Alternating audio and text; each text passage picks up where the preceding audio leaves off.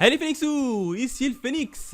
Aujourd'hui, retour sur le tome 62 de Kingdom.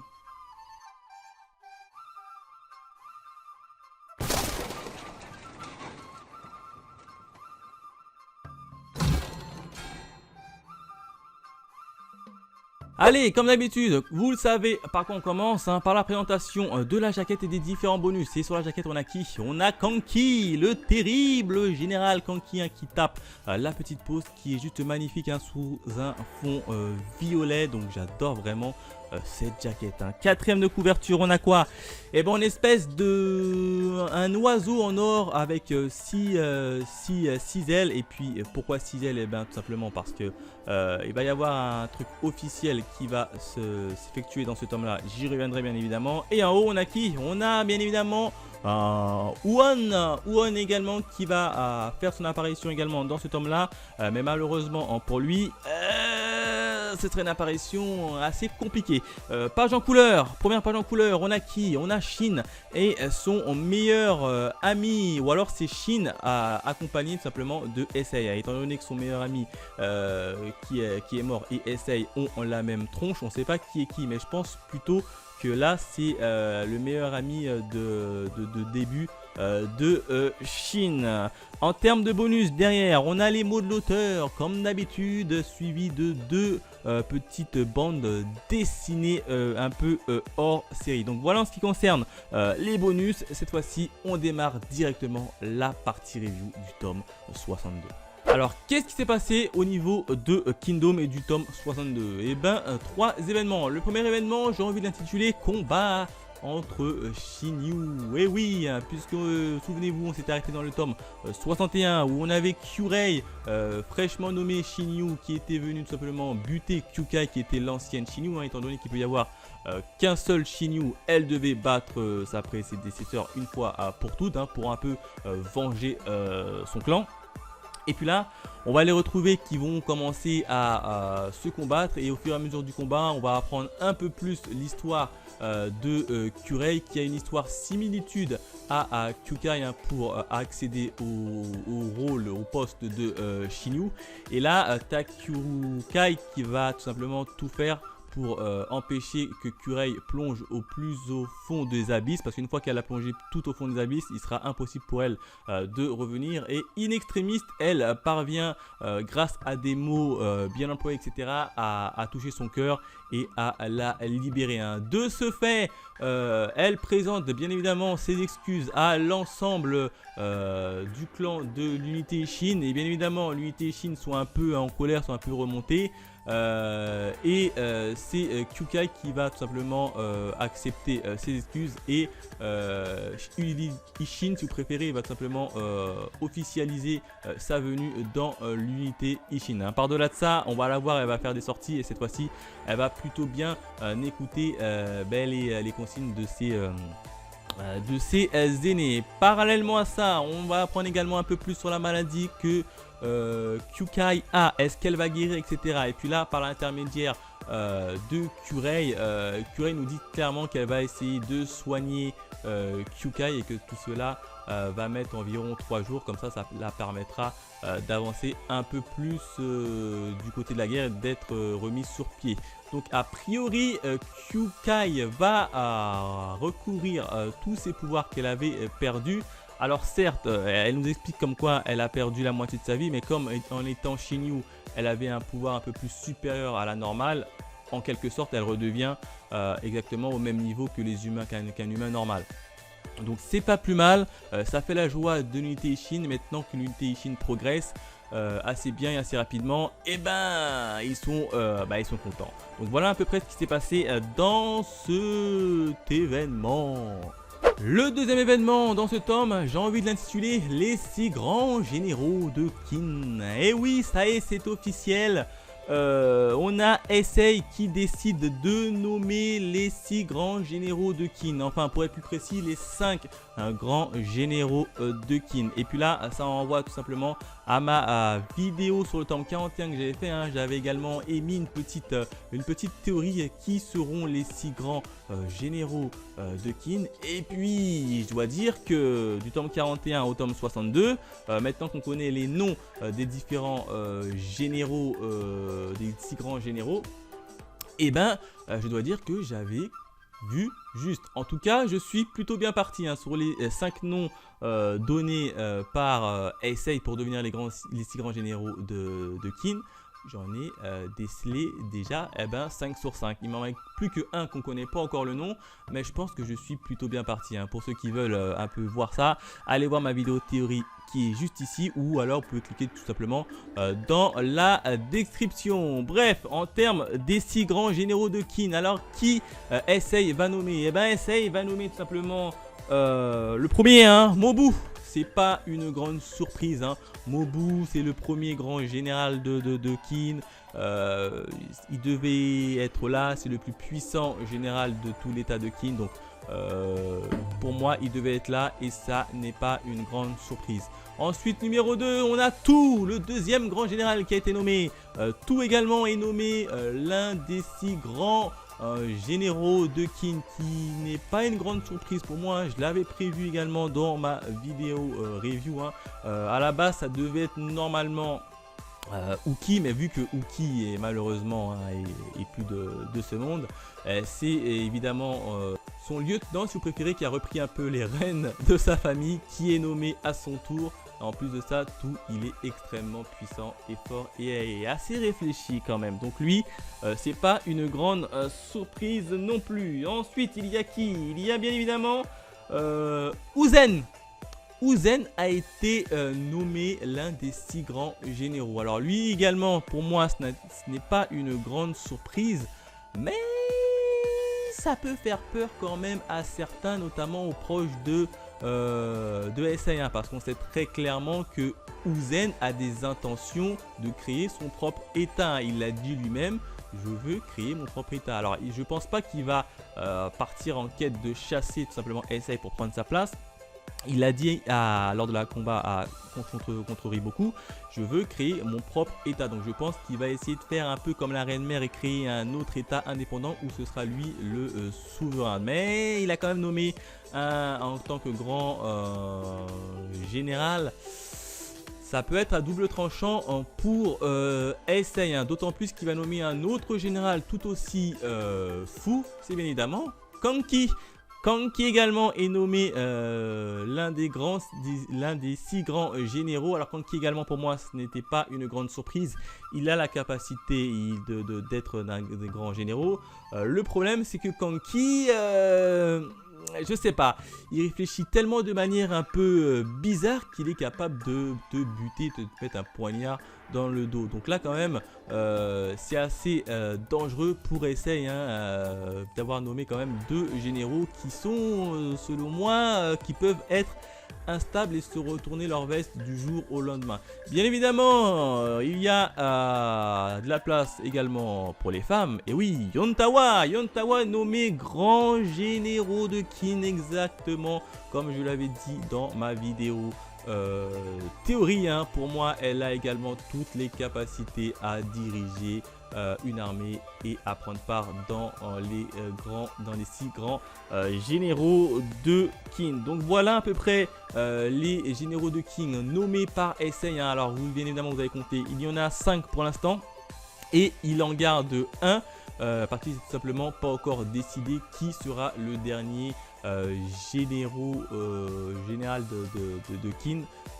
Et bien évidemment dans ma vidéo théorie, j'avais émis que ça devait normalement être Shin, logiquement, hein, c'est le personnage principal de la série. Donc là on ne sait pas encore, il n'a pas encore fait son choix et il l'annoncera bien évidemment plus tard. Donc voilà, j'ai trouvé le choix de Heisei de nommer ces différents généraux évidemment assez cohérent. un poil quand même à faire attention vu à la nomination de Uzen qui a des intentions de grandeur et de Kanki qui est capable de retourner sa veste assez facilement. D'ailleurs durant la cérémonie, je sais pas pour vous mais j'ai trouvé Kanki assez impertinent, hein. Il n'hésitait pas à répondre normal, à essayer à mettre des petits pics à droite à gauche, donc j'ai quand même trouvé assez impertinent. Donc Kanki, je sais pas ce que ça va vouloir dans le futur, mais tu vois que c'est un généraux. Il est badass, il est posé, il est réfléchi, il est puissant, il est tout ce que vous voulez. Mais quand même, avoir Kanki dans ton camp, il faut quand même bien regarder derrière toi s'il va pas te planter. En tout cas, voilà ce que je pouvais dire pour ce deuxième événement. Enfin, le troisième événement, j'ai envie de l'intituler La folie de Kanki. Et oui, puisqu'on va avoir un peu plus Kanki en action dans ce tome-là. Et ça, je kiffe tellement. Alors, qu'est-ce qui s'est passé? Eh bien, tout simplement, c'est Kanki qui va lancer l'offensif sur l'état de Zhao, hein, sur l'aile droite. Et puis, il va partir avec 80 000 hommes. Le problème, c'est qu'en face, ils ont 240 000 hommes. Hein. Du coup, ça va être, c'est littéralement l'armée de Kanki x3. Hein. Là, Kanki, il va littéralement envoyer ses hommes à la mort. Alors, on ne comprend pas encore la stratégie de Kanki, puisqu'il envoie ses hommes essayer de récupérer un point stratégique. Hein. Mais le point stratégique il est assez compliqué à récupérer et tous les hommes qui vont là-bas, eh ben, ils meurent. Du coup, il va faire appel à Huon, l'unité Huon pour l'intégrer à son effectif et à l'envoyer récupérer une ville assez stratégique. Bien évidemment, l'équipe d'Huon va tout simplement se faire massacrer. Il n'y a pas de nom à dire, hein. Il va se faire massacré et pulvérisé. Et puis là on a un petit aparté, on a Uzen qui est posé et Muten qui est lui affilié à l'armée de Uzen qui dit mais pourquoi est-ce que vous n'allez pas raisonner tout simplement Kanki de lui dire de ne pas attaquer.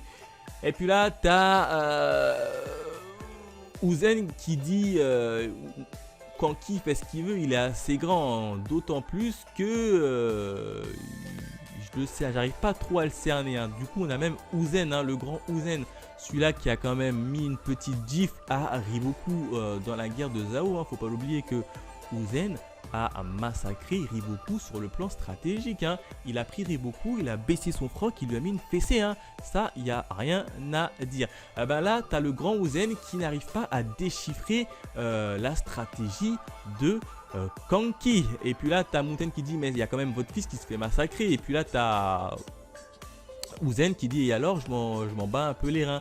Et puis il dit mais pourquoi vous n'ordonnez pas tout simplement l'unité Ishin d'aller le sauver. Et puis là tu as Uzen qui dit mais non, je peux pas ordonner ça à l'unité Ishin puisque Kanki a spécifiquement spécifié que l'unité Ishin devait rester là où elle est et que c'était à lui qu'elle revenait. Donc clairement on voit que Kanki a la main mise sur l'unité Ishin. Hein. Parallèlement à ça, justement, on retrouve l'unité Ishin qui va être appelée par Kanki pour aller récupérer la ville là où l'unité de Huon a échoué.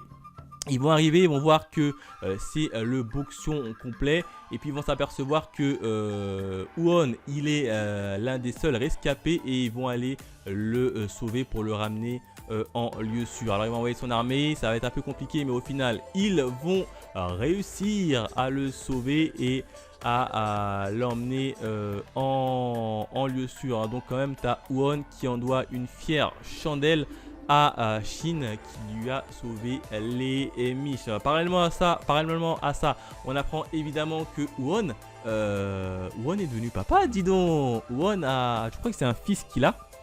Mais en tout cas, on apprend que Huon est désormais devenu papa, donc c'est plutôt GG à lui. Et qu'il reste que maintenant Muten. Mais Muten, lui, il préfère batifoler avec plusieurs filles. Hein. C'est lui qui l'a dit. Il a dit je préfère batifoler avec plusieurs filles avant d'avoir une vie de couple et de famille. Et concernant Shin, bien évidemment, Shin, il pense qu'à une seule chose, à devenir l'un des 6 grands généraux. Donc pour lui, il ne réfléchit même pas à ça. D'autant plus que Shin, quand même, il est plutôt bien loti. Avec, il y a quand même Karyoten qui a des vues sur elle et tu as aussi Kyukai qui a des vues sur elle. Donc il est quand même bien loti. Bon, même s'il s'en rend pas compte. Hein. En tout cas, il est plutôt bien antique. Je voulais revenir également sur Kanki. Oui, j'ai vu sur les différents réseaux sociaux comme quoi Kanki, c'était un général assez bourrin qui réfléchissait pas.